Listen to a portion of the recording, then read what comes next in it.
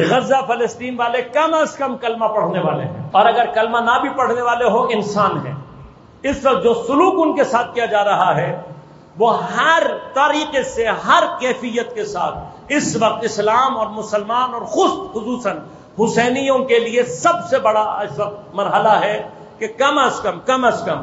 ہم حسینی ہونے کے ناطے اپنا یہ فرض ادا کریں کہ غزہ اور فلسطین کے لوگوں کے لیے جو ممکنہ آواز ہو سکتی ہے اسے بلند کریں، ورنہ کل یقین کریں کہ جب سوال ہوگا ہمارے پاس جواب نہیں ہوگا۔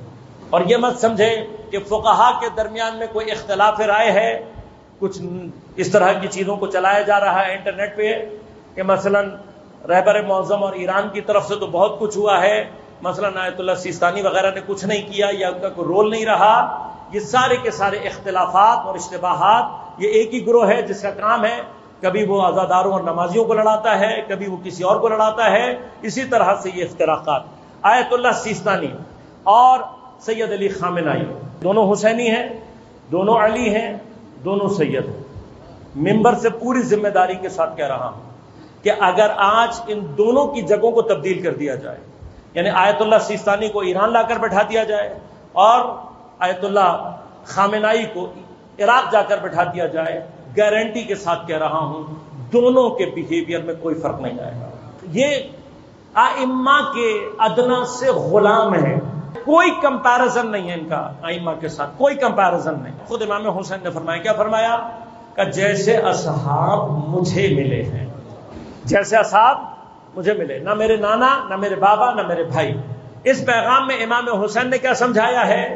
کہ اگر ایسے افراد ہوں، بابا کے پاس ہوتے بابا کربلا برپا کر دیتے، بھائی کے پاس ہوتے بھائی برپا کر دیتے، میرے پاس آئے ہیں، لہذا امام نے کربلا برپا کی ہے ہم سے،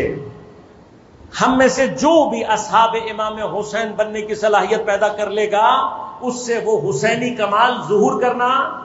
شروع ہو جائے گا۔ امام نے امت کے ذریعے سے اپنے کمال کو ظاہر کرنا ہوتا ہے،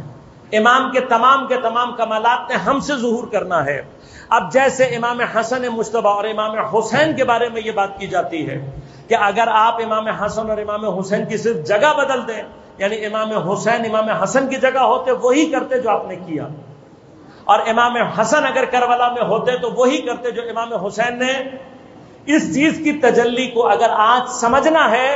تو یہ دو خادمین امام موجود ہیں، اور یہ 100% ایسے ہی ہیں۔ آج اگر آپ رہبر کو عراق میں بھیج دیں وہ وہی کریں گے جو آیت اللہ سیستانی کر رہے ہیں، اور آیت اللہ سیستانی کو اگر لا کر ایران میں بیٹھا دو تو انشاءاللہ وہ وہی کریں گے جو رہبر معظم اس وقت کر رہے ہیں۔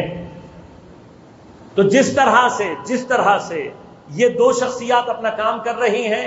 ان کے متعلق کم از کم ہمیں اور آپ کو یہ کلیئر رکھنا چاہیے ذہن اپنا کہ یہ اپنی جگہ، اپنی صورتحال دیکھ کر اپنے وقت کے بہترین ڈیسیژنز لے رہے ہیں۔ لہذا اس طرح کی کوئی فکر اپنے ذہن میں مت آنے دیں، یہ تاریخ میں مسلسل چیزیں چلی ہیں اور یہ چلتی رہیں گی۔ اہم ترین بات کیا ہے؟ اہم ترین چیز یہ ہے کہ ہم اپنا وظیفہ سمجھیں۔ ابھی تک کچھ عرصے پہلے تک، معذرت کے ساتھ بات کہہ رہا ہوں لیکن دل دکھتا ہے مگر حقیقت ہے، کہ رہبر کو تو ہمارے شیعہ بھی پوری طرح سے اپنا رہبر ماننے کے لیے تیار، ہاں، حضرت امیر کی مظلومیت کا عکس ہے جو یہاں سے نظر آتا ہے۔ جب امام حسن مجتبی علیہ السلام کے ساتھ یہ ہو گیا کہ اپنے آپ کو شیعہ کہنے والے، میں ممبر سے وہ الفاظ بیان نہیں کر سکتا جو تاریخ نے اپنے آپ کو شیعہ کہنے والوں نے امام حسن مجتبی کے لیے استعمال کیے ہیں، تو جب ان کے ساتھ ہو سکتا ہے تو یہ تو بہت ہی ادنا سے غلام۔ تو ایک مرحلہ کیا تھا کہ جہاں شیعہ بھی پوری طرح سے رہبر نہیں مان رہے تھے، لیکن سلسلہ جب آگے بڑھا ایک وقت وہ آیا کہ جب شیعت کے دائرے سے باہر نکل کے رہبر کی رہبریت کو پورے عالم اسلام، دیکھا نا، منافقوں کے چہرے آشکار ہو گئے، ترکی، سعودی عرب جتنے بھی تھے سب کے چہرے منافقوں کے ایک ایک کر کے آشکار ہوئے۔ اب کیا ہوا؟ جہاں پر بھی ہمیں ان سے غرض نہیں ہے کہ جن کو غدیر کا ولی نظر نہیں آیا، جن آنکھوں کو غدیر کا ولی نظر نہیں آیا، ان کو اگر آج کا رہبر نظر نہیں آ رہا تو ہمارے لیے کوئی تعجب کا مقام نہیں ہے۔ ہم تو زندہ دل افراد کی بات کر رہے ہیں۔ اب جہاں کہیں پر بھی بیدار شعور تھا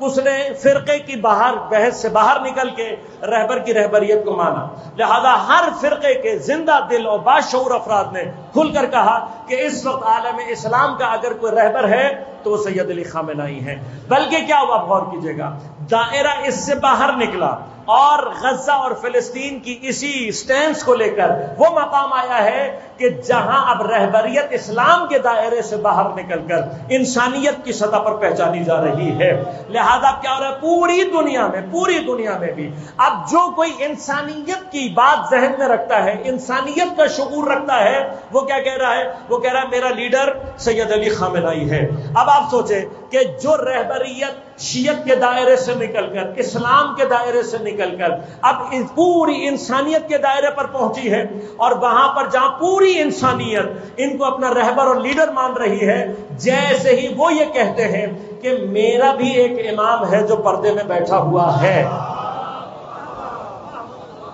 اب کسی کی سمجھ میں آئے یا نہ آئے، ہم نے کسی کی سمجھ کا ٹھیکہ نہیں لیا ہوا، لیکن اس کا اثر آپ نے دیکھا کیا ہوا. اس کا اثر اب یہ نکلا کہ امریکہ کے جو سیکرٹری آف اسٹیٹ ہے اس کو اپنے بیان میں یہ کہنا پڑا ہے کہ یہ جو ایرانی ہیں یہ اصل میں امام مہدی کی حکومت کے لیے کام کر رہے ہیں. اب جتنے بھی رہبریت سے جلنے والے ہیں، موتوا بغیظکم، یہ مر جائیں اپنے غیظ و غضب سے. ان کے لیے قرآن نے صرف یہ کہا ہے. کیوں؟ اس لیے کہ جو